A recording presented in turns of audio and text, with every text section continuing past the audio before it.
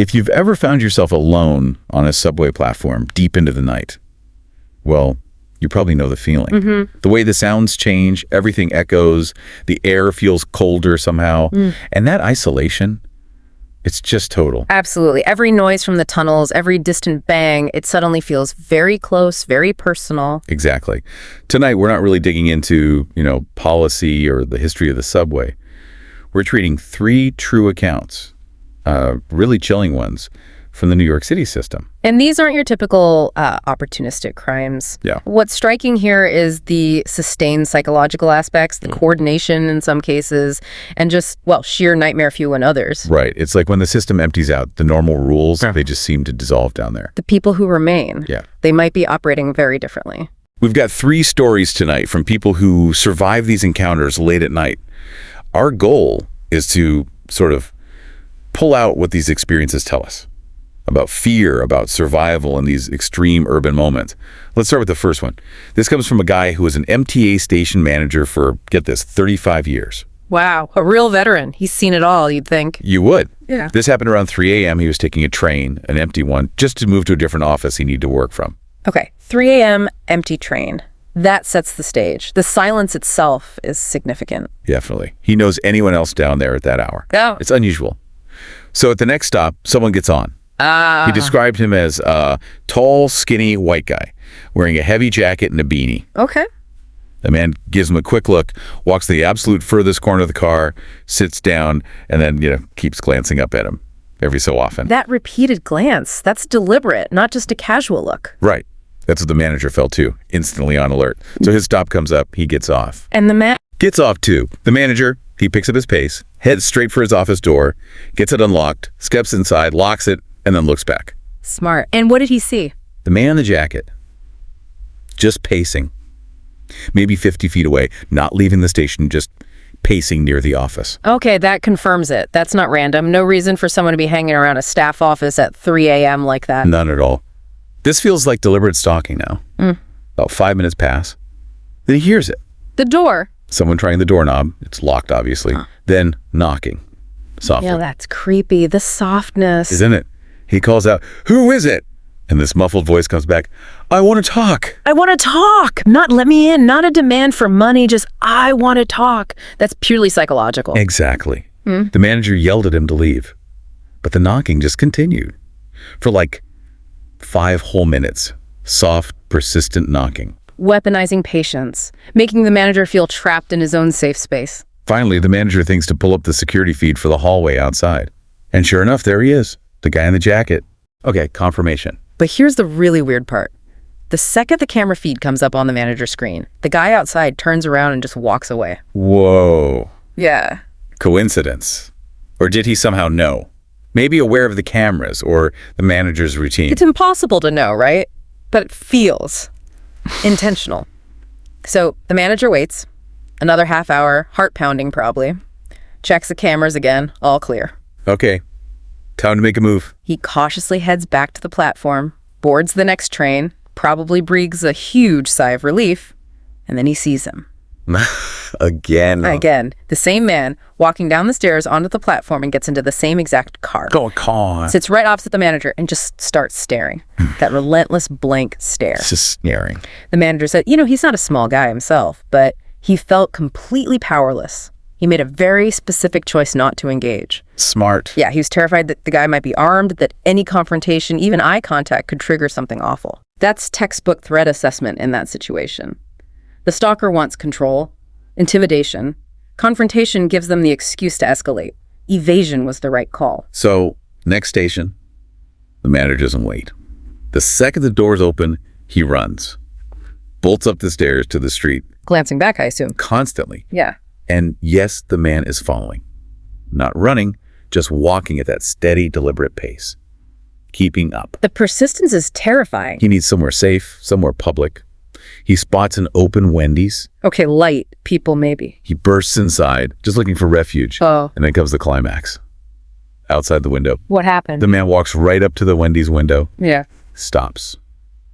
And just stares. Stares the manager down through the glass. For maybe 10 seconds. 10 seconds. Feels like an eternity in that situation. Then he just turns and walks away. vanishes into the night. That final stare. That's the punctuation mark, isn't it? It's the, I could have, but I chose not to. I let you go.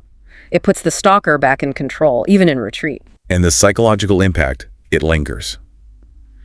Later that morning, the manager's in his third office for the day, right? Still paranoid.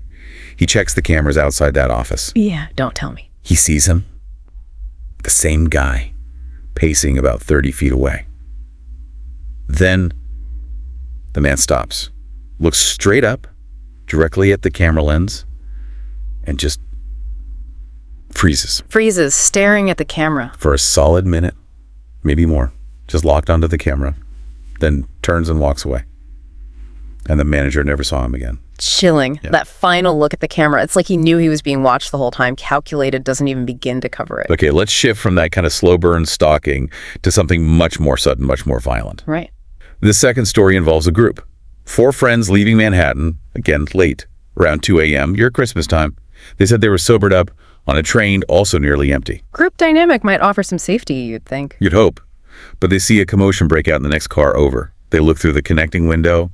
2 guys, hooded sweatshirts, standing really close, aggressively, over a woman. And she's screaming for help. Okay, immediate red flags. Instinct is probably to help. Exactly.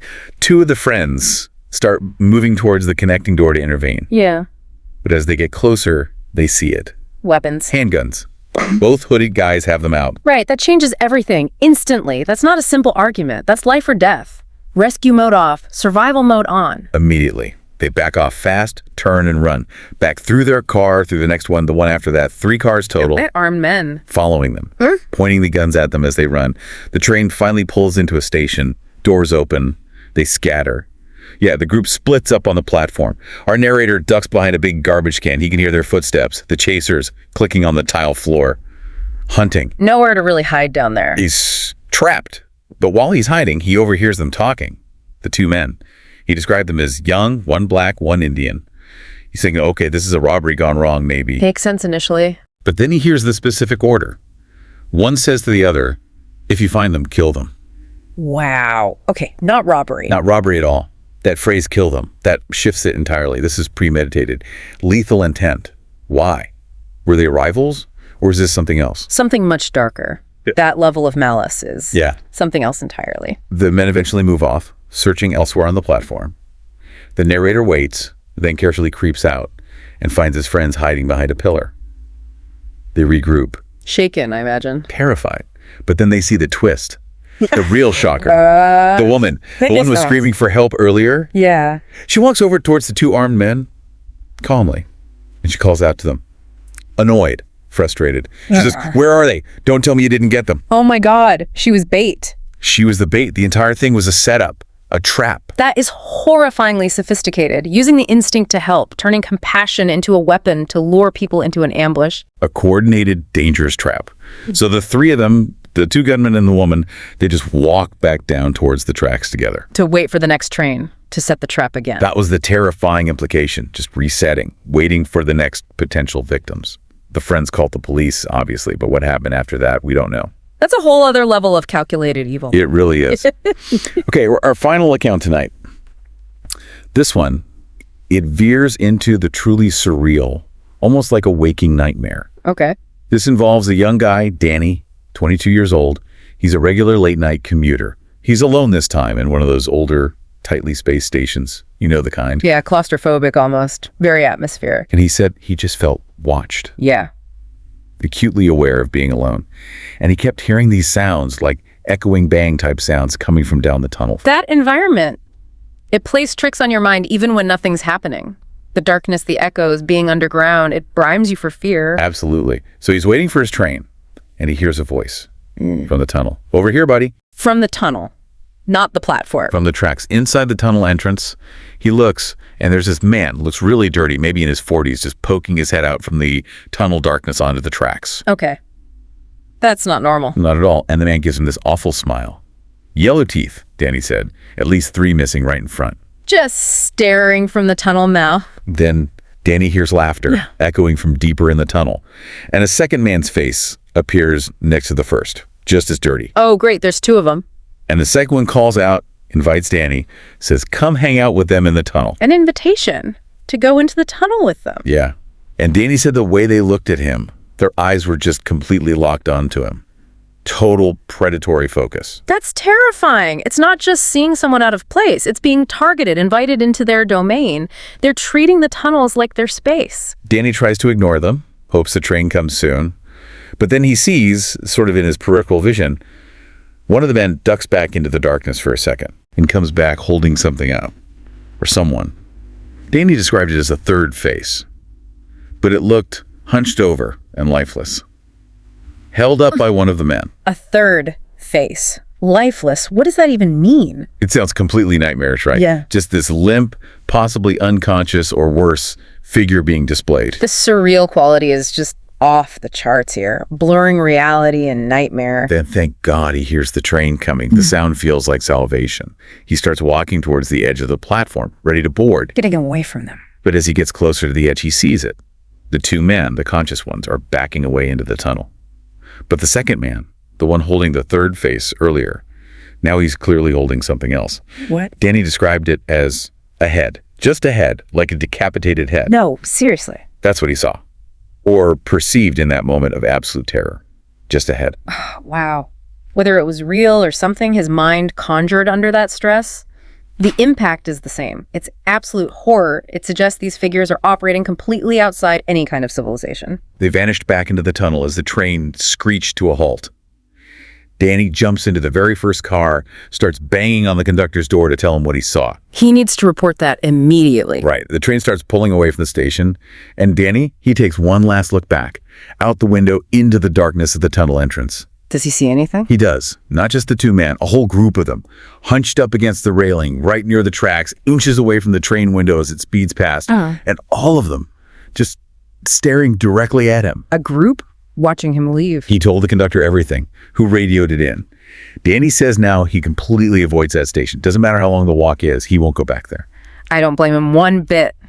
So these three stories, you've got the relentless stalker playing psychological games, you've got the calculated ambush using horrific bait, and then this descent into just raw, surreal tunnel horror. They all point to the same core vulnerability, don't they? When you strip away the crowds, the noise, the normal flow of the city, the underground becomes this isolated stage. A truly unprotected zone, where your own vigilance, your own instincts, that's basically all you have left. And these accounts, they're more than just scary stories. They really are stark reminders, warnings almost, about what can happen in that kind of urban isolation.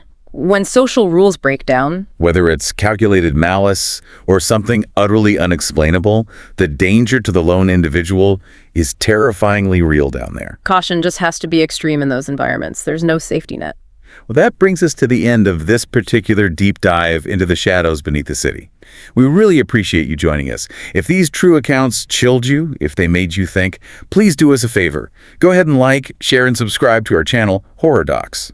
That way you won't miss any future explorations into these kinds of terrifying true stories. Good night, stay safe, and maybe be extra careful out there, especially if you're heading underground.